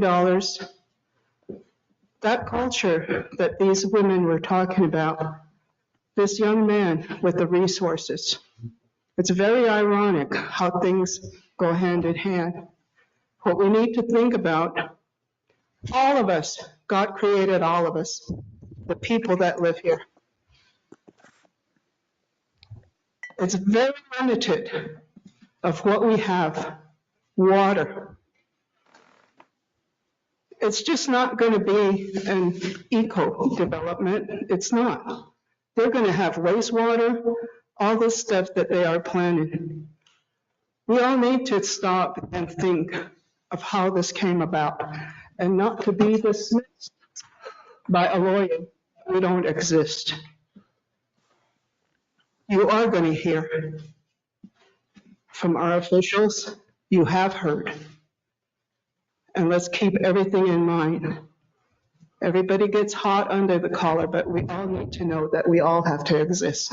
And if you can spend $1 million on studying a culture, put it to where we can all live peacefully. We all know where we come from. Like I said, God created all of us. Thank you for your kindness and for listening to us. Thank you. Thank you for your time.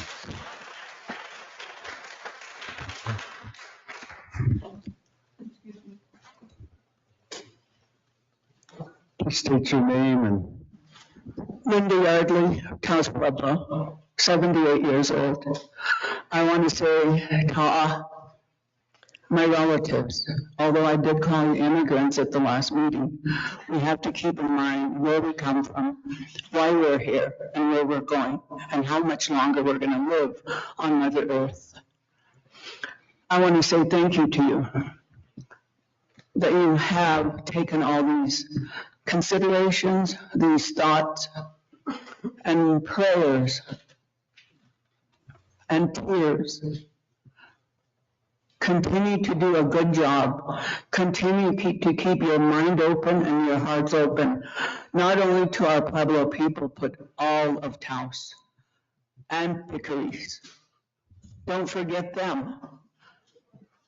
We have so much to do in this community to do better in communicating and talking to each other, respecting each other, and really knowing what we need to keep this place going like we all know it. There's a small segment of people working to keep things like they used to be. It'll never be the same, but we want to try. And I want to say ta'a to each and one of you. And may our Creator continue to guide you, protect you, and lead you in a way that is good for all of Taos Pueblo. I think this is a very tough decision. I'm sure that it has not been easy for any of you. And part of the problem we have in Taos is that we're all so close.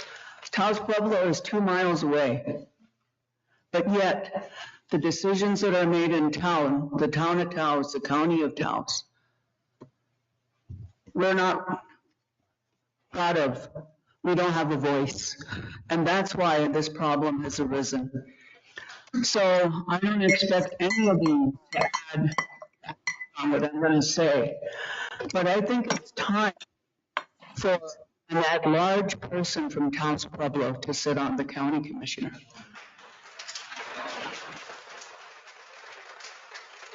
You know, rules are made to be broken in a good way. So I think there's so much more that we need to talk about, but this is one thing I want to leave on your plate for a future discussion.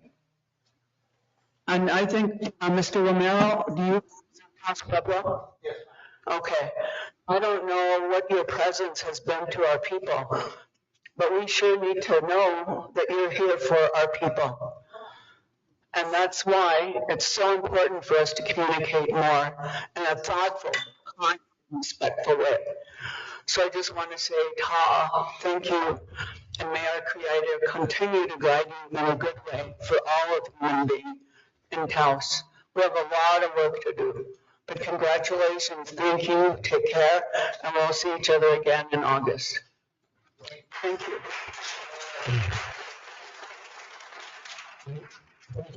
Any comments? Anyone else? Please come forward. State your name, please. Mandy Stapleford. I'm just going to be real quick here, and I'm going to read my sign, which says 1,268 Taos signatures are online against the TRAD. Because it's not an eco-village, because it's going to disrupt the actual fabric of Taos. I've been to every one of these meetings. I don't think I've ever seen more than 10 or 12 people for the project, and that includes the 4 core humans that are behind this project. Mr. Tarleton bragged about how his family was generations of stewards of that land. Well, he's ending his legacy right now by proposing this. And I think, and on the other side, I say, if Trev was truly eco, Taos citizens would be behind it. We know that the Taos has to grow. Let's be a model town of eco development, of ecological, sustainable, climate change conscious development. We can totally do that. If any town in the world can do it, Taos can do it. So let's go back to the drawing board. I mean, if Mike Reynolds were proposing this, we'd be like, oh, okay, we got our ship coming. We trust him. We know that's going to happen. But that's not what's happening here. This permit basically says, sell it to the highest developer. There's an idea that let's hope they're ecological. Let's hope they do the right thing.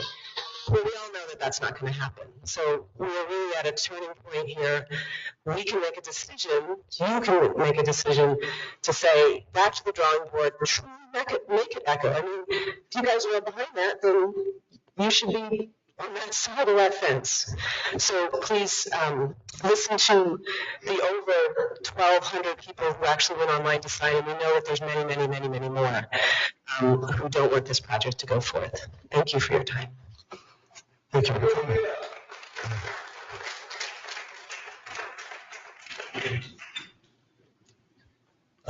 My name is Mark Goldman. I'm a nationally board certified registered architect, New Mexico registered architect, and licensed commercial contractor. I just want to say we need to revise the policies for approving projects here and become up to date. I'm going to be up in front of this commission probably in a few months. I'm doing a renovation to a 2,000 square foot building it exists and it's been there for 30 years. I'm going through the exact same projects for 400 buildings. I think we need to look, if we're doing big city style projects, we just need to look at how other big cities are doing this successfully. So I just urge you to look at, best practices, and thank you so much for your service in the community. Thank you for coming. Mr. Bain. My name is Cliff Bain. I live in Aurora, Honda. We human beings tend to think that we're in charge here, and we are the only agents that make the decisions about what happens on this land. But we also, all of us know that we live in a community that is a rare thing in this country, where the indigenous wisdom, the ceaseless prayers, the people that have lived on the land, knowing that they are connected to all life, that is the energetic place that we live in. And it's really important that we acknowledge that. I've felt this power all day. And what happened today was a quite remarkable thing. You stepped out following the procedures that you're required to. But what happened in this room is this hearing continued, and people spoke. And that energy encompassed all that was happening in the room where you were and the room where we are now. And you returned and made a decision to make space for what is real here, that there is a relationship that can't be broken. And I hope that we can bring into our ordinances a way to codify, and we do have the power to do that, to codify that there will be what we can call a government-to-government relationship with Taos Pueblo, with Picaris Pueblo, with these communities that it's not by accident that this has not become an Aspen or a Phoenix or anywhere else in this country where indigenous culture has been swept aside. Where we live, it is a living, active presence that is holding the balance here. Yeah. And we have an opportunity to honor that, to nurture that, to make it more powerful. And I see that happening here today, and I'm very grateful. Thank you. Thank you.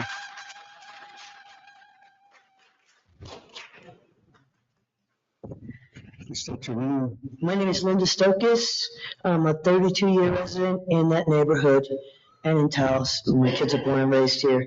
I love Taos. I came here because of the culture, not despite it. Brass tacks on this whole thing. It's a mall with 3 huge hotels. Big box stores are going to come in. Supposedly this distillery is happening there. It's a 30-year plan. None of these people are going to be alive in 30 years that are behind this plan. There's no guarantee about any of all the pretty green fluff they've put on it to make it palatable after the fact of phase one. Bottom line, they want to put this giant mall in with a bunch of steel and cement, nothing eco or green about it. They got to put a couple of corbels on so it's southwest. Anyway, I don't understand how there's no environmental impact statement in an area with two viable CEQAs in a floodplain where they want to put a water treatment plant that they have no plans for the solid waste of at this time. Also, it's in an area with zero infrastructure on an already overburdened roadway. They did the traffic study during COVID. Okay. Anyway, they only have the land, but they're banking on the money that big box stores and hotels will bring in with their own crews. They're not going to hire Taos people to do this work. This isn't a green project. It's not going to help the economy of Taos. It probably will kill it. It's got nothing to do with any of that. It's a big money deal. And the only legacy is that few people are going to walk away with a lot of money. I really ask the commission, does this giant shopping mall belong right across from the sacred mountain, across from the Pueblo, on these beautiful sacred lands, just down the road from Seco? A project half this size belongs in town, where it could really benefit this community. Something like this outside of the town, this town is already struggling. We can't even staff the businesses we have. We need it to be in an area where there are proper roadways, real traffic controls, water and sewer already exist. I know growth and development is coming, it's here, it's inevitable. But the 30-some years I've been here, we've grown, but compared to Santa Fe or Albuquerque, we're in the slow lane. I implore you, commissioners, please keep us in the slow lane with the blinker on. Recognize this is just a big capitalist money grab that is not going to benefit the many, it's going to benefit the few. I want to really thank you for your thoughtful consideration. You do have a hard job, and we appreciate you. Thank you. Thank you for your comment.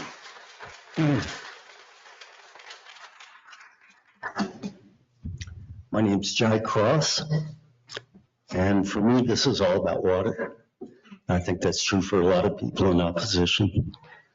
John Painter assures you that there's plenty of water.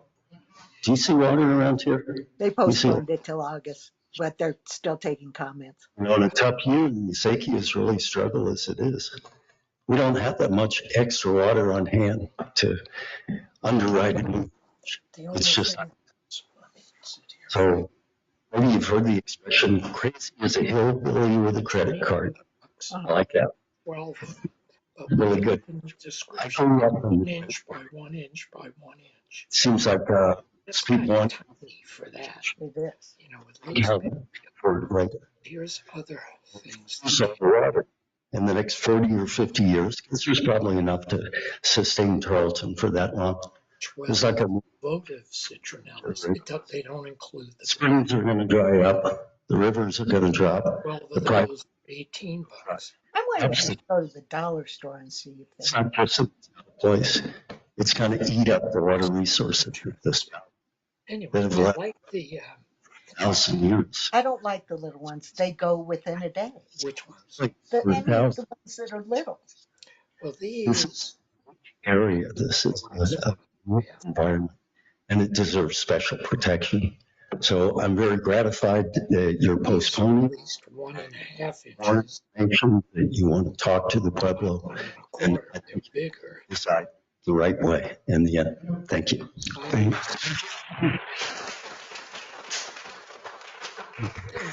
They also, Okay. and then there's this, My name is Cardinal Rieger, and I live in El Prado. T lines. I want to thank you for postponing as well. Hello, and to the staff as well, and also to the community that's here and online. What is the definition of community? I encourage everyone to think about this question. What is the definition of community? The process followed for this planned unit development and related subdivision plat to where it is today has not embraced the community. I want to remind everyone, in the Taos County Land Use Regulation 2018-2, Section 1.5, subsection B, item 3. The purpose of the community zone, neighborhood zone, and planned unit development zone are to allow for traditional activities to continue and to preserve unique community resources such as view sheds, watersheds, pasture land, acequias, historic town centers and plazas, historic commercial centers, and to accommodate growth in a manner that complements and coexists with these irreplaceable assets. Each community zone, neighborhood zone, or planned unit development zone may reflect a different community vision, allowing for rich diversity of residential and commercial options, including density, affordability, lifestyle, shopping, and employment opportunities. If you pass this PUD as proposed, it will set precedent for future PUDs in Taos County. Zoning needs to be carefully reviewed for all future development in Taos County, PUDs or otherwise. At the core of this issue is the decision on whether you want to support a project that makes the maximum amount of profit for a few, or supporting what is best for the community and the environment as a whole. Thank you again for postponing. We really appreciate it. Thank you. Hello, good morning, and thank you all for hearing our voices, and please see the reality of what's going on here. I just want to say a couple things. Could you state your name? My name is Michael Davis. I've been living here since 2000. I'm in Talpa now, but I lived all over. The last meeting, I believe it was Mr. Painter that said that we're all dependent on the rainfall and the snowfall, and if it doesn't rain and snow, that no one's gonna have water anyway. And so for him to say that and then also be advocating for this so-called eco-village is completely like ludicrous to me, it seems. I just say, look at what's going on environmentally all over the world. You can't ignore it. And look at the warnings of indigenous people for hundreds of years. And to think to like, no disrespect, but like if you guys are thinking like just that a bigger city, more jobs and economy, like that paradigm, I know I said the same thing last month, that's the way to go, then already the data's in, and human beings are destroying the earth and Mother Earth is fighting back. I mean, look at the heat waves, look at the hurricanes earlier, and anywhere else, look at what's going on. And Taos can be, like show light to the world and show a different direction. We don't have to just follow that New York style. That, that's like only one way, and the data's in. We're already wrecking the earth. But we don't have to, and it's not too late. And maybe this is like a key moment, not just for this community, but even globally. We need a different way, and to live in harmony and balance, and then respect for their people, Taos Pueblo. We're all living on their land. They've been here forever. Please, thank you guys. Thank you.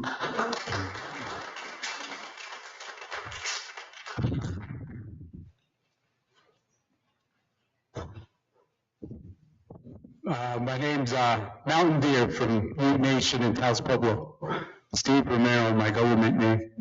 I want to say to each and every one of you, may Creator bless you, your life, and your families, and the job that you do is so difficult and stressful. I'd like to thank you for that, for having a heart and compassion I know we got a little bit of hysterical there, but it's because we care for the water, we care for our community. Not only do I care about my people, but I care about every brother and sister here. No matter what we come, if they move out of town, that they come in respect of the land and the resources. Everybody thinks that we have abundance of water, abundance of resources. They want to drill down in the water, in the aquifers that's been here for millions of years. And if they use up all the water, there's no way it's going to come back. The resources, there goes the water. How do we know the next day we wake up, we turn our faucets on? What's if there's no more water? What are we going to do? The resources, the trees, the mountains, we're already having issues up there with the trees dying and everything. Instead of being here today discussing about, bringing this big establishment, into our beautiful town, why don't we think about if they use the resources and their power to do something good for the community? If we have this housing crisis, why don't they donate the land and the money? And there's our problem issue right there. Build houses for the affordable housing for the community and for the people, so they can be recognized for something good that they did for the people. And Creator will sure bless them in their life. But I thank you for the brothers and sisters that are here today. We take time off from our busy life to be here because we care. We have water running through our blood, through our bodies. Majority of the percentage of water in our bodies is a high percentage. So I just like to thank everyone that's listening, that's here today. And I ask you that you take a drive out there and look how beautiful it is. You see the mountain, you see the sagebrush, you see, where other brothers and sisters from the Pueblo, they live up there, it's beautiful, we like it. I have property out there.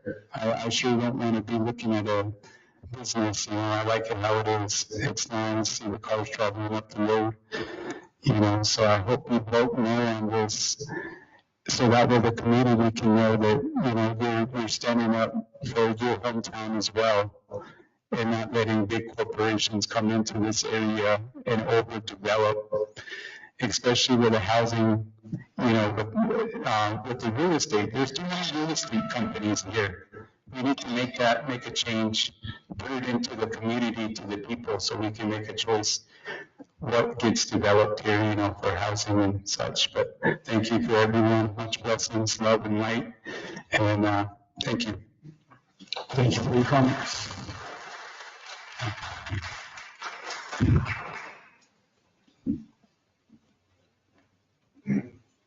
Good morning, Commissioners. My name is Ken Manning. I live in Taos. There is much to recommend the planned community.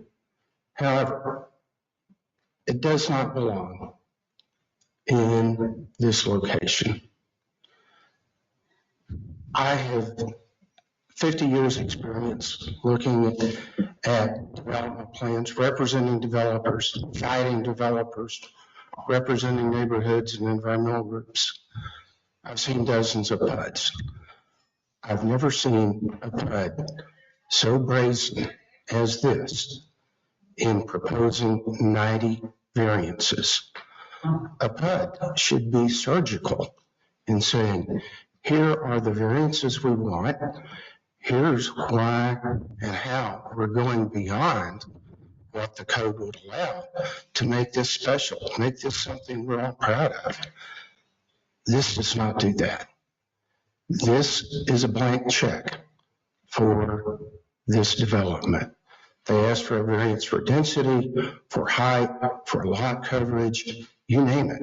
They have thrown the Taos code out the window and said, let us do whatever we want to. Trust us. Well, you're now faced with a decision. There's a lot of many pages of findings that they meet all the criteria. Guess what? That's your decision of whether it meets the criteria. That is your responsibility to determine whether it meets the criteria. not the applicant, not the staff. It's yours. Legally, should you choose to turn this down, I don't know what you're going to do. But if you do, you obviously have to adopt some findings of fact as to why. Because what you have in the packet says check, check, check. Every box has been checked. Let me just offer some thoughts on findings of fact that come to my mind as to why this does not meet some of the criteria. I'm sure your attorney can come up with dozens more reasons why the criteria is subjective and it's your decision. Here are 7 copies. These thoughts, I'm sure, will be provided to you. Thank you. Thank you. Thank you.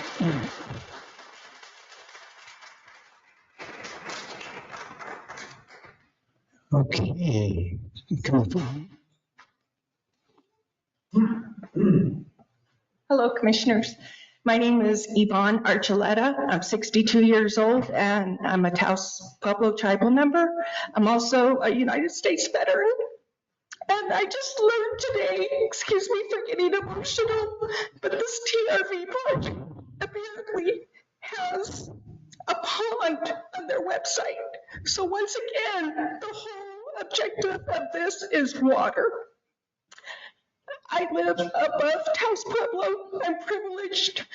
I have a mother ditch running right by my house. There's only a trickle of water in there.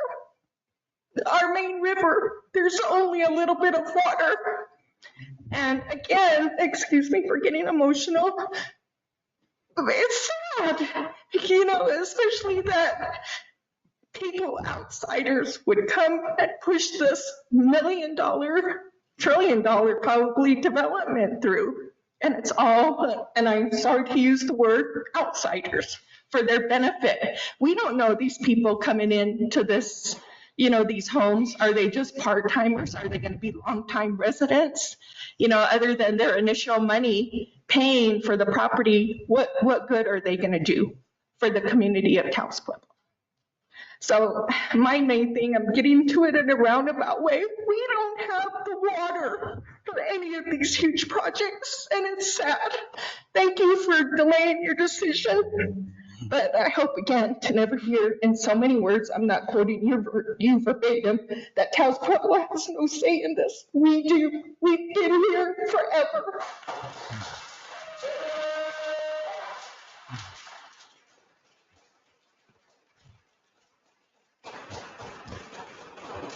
Thank you. Is there anyone else? Mr. Chairman, just really quick, I just wanted to point out that you are closed from the floor, so I will not share these with you.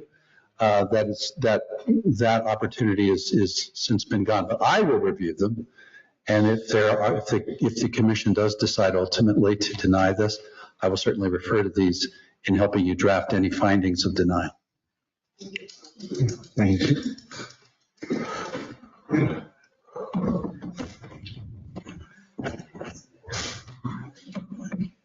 Stevens Hall. The last speaker spoke of a trickle of water. I agree that water is of primary importance, and I don't believe that there's enough water to do what this plan suggests. Just the testimony, the anecdotal testimony of this lady, I think, is demonstrative of that fact.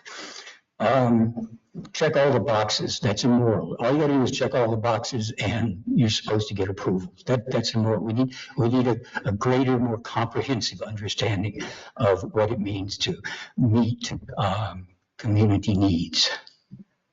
Shopping center across the street. I believe there was a letter in the newspaper recently where somebody said that Donald Trump, he's on everybody's mind, that an editorial that said that Mr. Yarovitz would sell a lot for $1 if Whole Foods wanted to put in their store. This is an appeal to wealth. That's all. That's what this project is. It's an appeal to wealth, obscene wealth. To the extent that absolute power corrupts absolutely, obscene wealth corrupts obscenely. I'll move on to another topic. It's obvious I don't approve of this project. Donald Trump does not deserve to be shot, much less to be killed. Donald Trump also does not deserve any manner of support, and most importantly, Donald Trump deserves no one's vote. Donald Trump is a serial philanderer, a serial liar, and a serial thief, a reprobate. As a philanderer, Donald is implicated by both his own words, quote, "You can grab them by the pussy," end quote, and by his conviction for rape. As a liar, the Washington Post has documented tens of thousands of his lies. As a thief, his joke, quote unquote, Trump University, was shut down by the New York Attorney General for corruption. Ralph Nader has proposed that we suggest nicknames for Donald Trump, much as he has referred to President Biden with nicknames. Donald the Dildo is what I propose. Dildo is defined as both a tired refrain and a tool, a sexual tool. Donald the Dildo is both a tired refrain and a tool. I prefer the tired refrain. Donald the Dildo is unfortunately merely the symbol in the face of a larger problem, a problem of cancerous arrogance, ignorance, retribution, and revenge among a sizable minority in this country. That minority is the burgeoning foundation for a tyranny of the minority. Gracias. Thank you for your comments. Hello, my name is Molly Burns, in El Prado. I just wanted to, for the record, tell you the website that I was referring to when I was sharing that. It's trevrealty.com, and the website has a giant pond on it, and it says coming soon. So just to put that out there as like the energy behind this is like sort of promoting the very, very minimal amount of surface water and selling that to people. So thank you. Thank you. Is there anyone else who would like to speak in the room? If not, thank you all for all your comments, and we'll move on to the next item on the agenda, which is item 13, contracts and agreements, MOUs and bids. Mr. Madrid, or is that, or Elsa? Elsa's here. Go ahead, Elsa. Good morning, Chairman, Commission. Before you on this agenda item, I'm asking discussion, consideration, and decision regarding approval for food expenses up to $232,524. 0.67 for the Taos County Senior Program with Labatt Food Service, who we purchase not just supplies, but all the food for all the senior centers, utilizing the CS procurement for FY 24-25.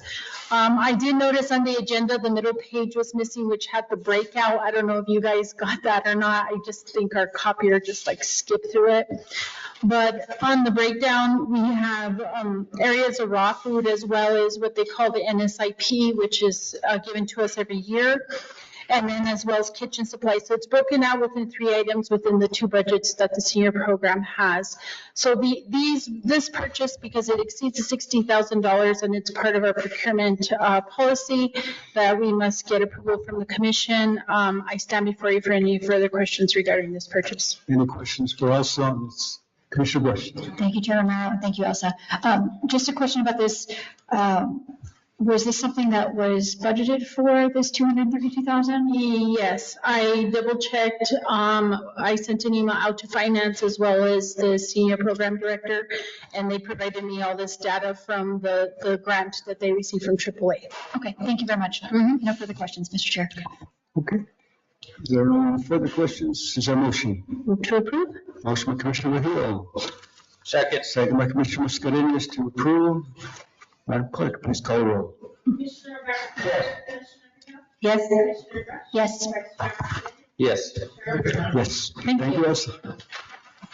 And we have covered 14, so we'll move to 15, Commissioners' report and matters. A, new business to be considered at future commission meetings. Is there anything we have? Nothing there. We'll move to B, which is commissioner announcements. Okay, this is all very anticlimactic. No commissioner announcements. Anissa. We need to know who's going to the fiesta things because we need to do a notice of quorum if you guys are all going. Okay, I will be attending. I will too. Okay, 3 already. Do a notice of quorum. We're there. Yes, Becky. order question. So this memorandum was allowed to be introduced today. This is the memorandum from Rudy Perea, dated July 10th, 2024, delineating two. I'm sorry, but you're out of order. So if this was allowed to be introduced from the county today, why can't the public also? He's not going to answer. You're out of order. It's not on the agenda. We can't deal with it. Okay, so it's just a statement that the community should also be allowed to give information as well, if this was allowed. Thank you. Thank you. Okay, anything else? If there's nothing else, are we ready for adjournment? Motion to adjourn. Motion by Commissioner Miguel to adjourn. Is there a second? Second. Second by Commissioner Mejia. Third by Commissioner Mascarenhas. All in favor, indicate by saying aye. Aye. Aye. Thank you all. And seems like a longer